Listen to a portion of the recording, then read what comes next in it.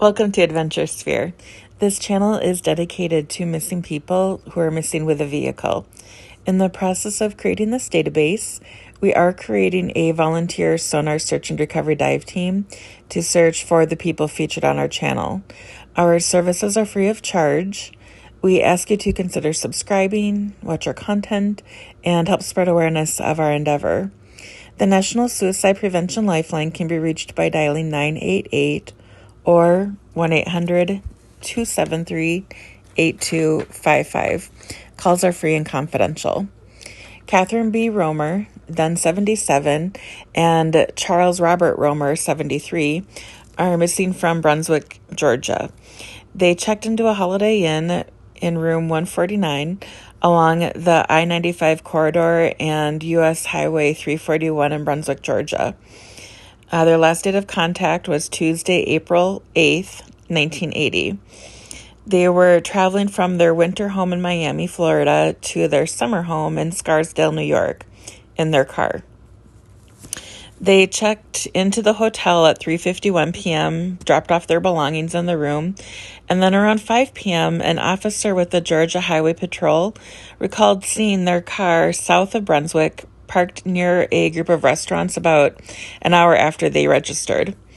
On April 11th, hotel management notified police that the couple's room had not appeared to be occupied since they had initially checked in. A massive search was conducted of back roads and swamps. Helicopters and divers were used, but no clues were found as to their whereabouts were ever discovered. Catherine had in this database between $60,000 to $80,000 in jewelry with her. They were driving a black two-door custom 1979 Lincoln Continental with New York license plates CRRCBR, which is their initials. The Glynn County Police Department is investigating. They can be reached at 912-554-7800.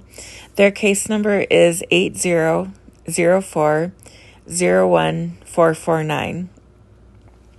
Another report states that her jewelry was valued between $81,000 and $170,000, including a $50,000 emerald-cut diamond ring. Catherine's previous married name is Heller.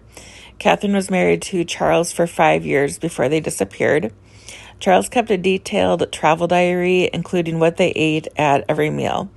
The diary was found in the room, along with their luggage and some potted plants. There was one pair of glasses and a book laying on the nightstand next to one of the beds, and financial papers, including a checkbook and income tax forms, were spread out on the desk. One theory was that someone who wanted to rob them followed them up from Miami, killed them, then disposed of their car, but there is no evidence to support the theory. Let's see. Another database has that investigators checked restaurants and service stations along 120 miles of interstate between the Florida state line and Savannah, Georgia. Charles' sons hired a private investigator to facilitate the search. Another theory was that they ran off the road into a swamp, which is quicksand in some areas. Some men fishing near Jekyll Island reported seeing a couple matching the Romers' description. Investigators doubt it was the Romers due to the time frame of the sighting, though. Charles' sons made annual trips to Georgia to keep the case active. A diver from the initial search continues to search for the Romers and their car. Catherine was declared legally dead in 1985 along with her husband Charles. Let's see here. They were covering 1,400 miles in 14 days. So the volunteer rescue diver George Baker of Glynn County has been trying to unravel this mystery for more than 20 years. He searches local rivers and lakes. A woman told George her husband was a deliveryman working that night when he was run off the road by a black Lincoln town car. Town cars are different than Continental. I am not sure if the databases use the models interchangeably or not. Her husband tried to tell the police, but because it was one of a flood of leads that had come in on this specific case, his story might have been cast aside and forgotten, George had speculated. Her husband is now deceased, but was able to give him the delivery tickets showing the area he was in when he had spotted the Lincoln Town car. Many leads have fizzled out, including directions from a hired psychic and a Lincoln Town seat that happened to be just the wrong color, so he doesn't let his hopes get too terribly high. Charles was a retired oil company executive. Then there's a piece by the New York Times that was dated October 9th, 1985. Charles was declared dead by a Westchester County surrogate.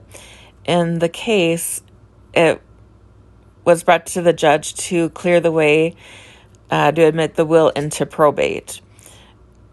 Charles left an estimated value by his two sons at $1.2 million. One son lives in New Jersey. The other lives in Connecticut. Catherine is Charles Robert Romer's, the senior, his second wife. And actually, Charles is Catherine's second husband. One of the sons last heard from them on Easter Sunday, which was April 6, 1980, as they prepared to leave the Miami Beach Hotel to return home to Scarsdale condo that Catherine owned.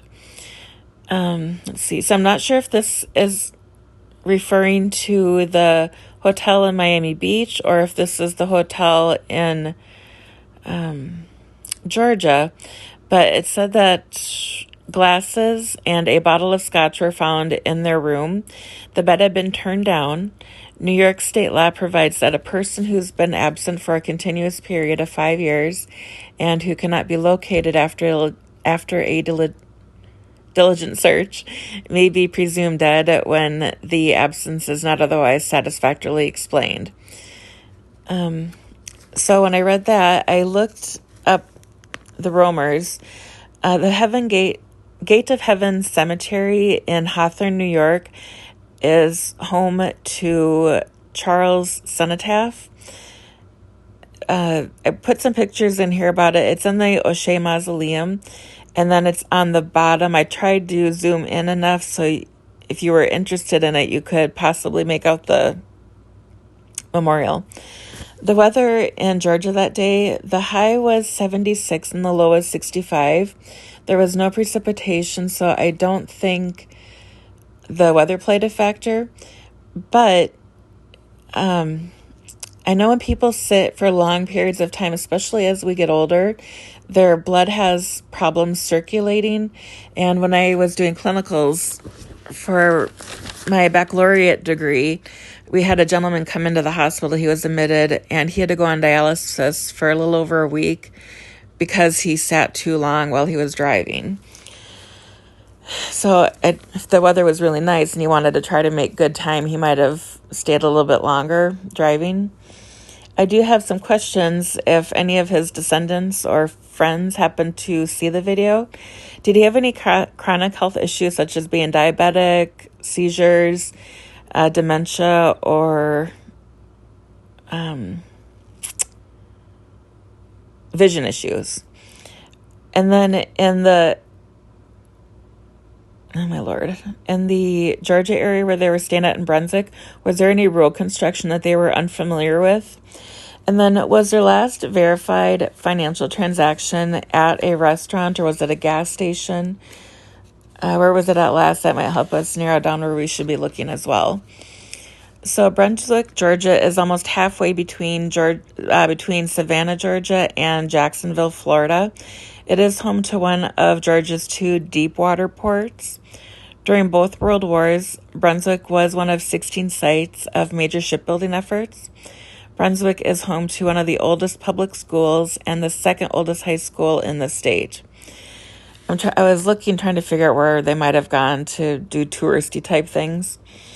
And then of recent note, it's a little bit of a stain on both Minnesota and Georgia, unfortunately. But there was a racially motivated murder on February 23rd, 2020.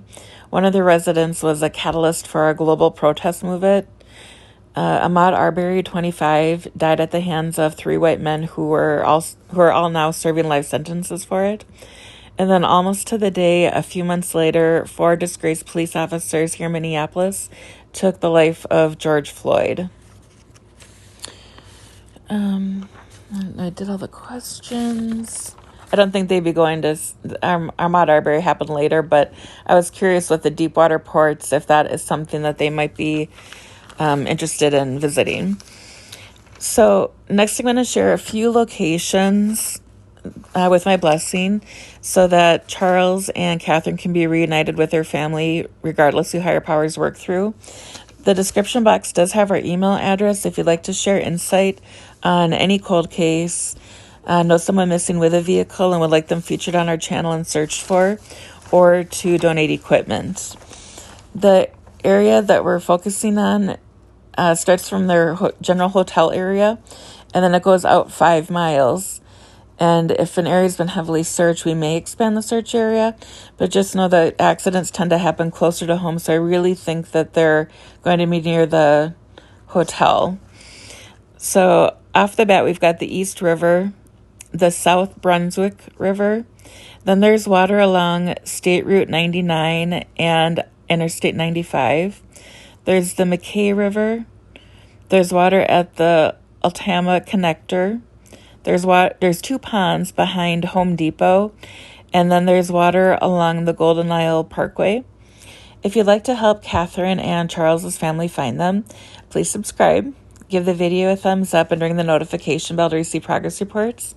I'm going to let the video play out here just a couple of minutes so you can see the entire search area if you're interested. If you see something I missed, please let me know in the comment section below. Thanks for watching, stay safe, and remember that we love you.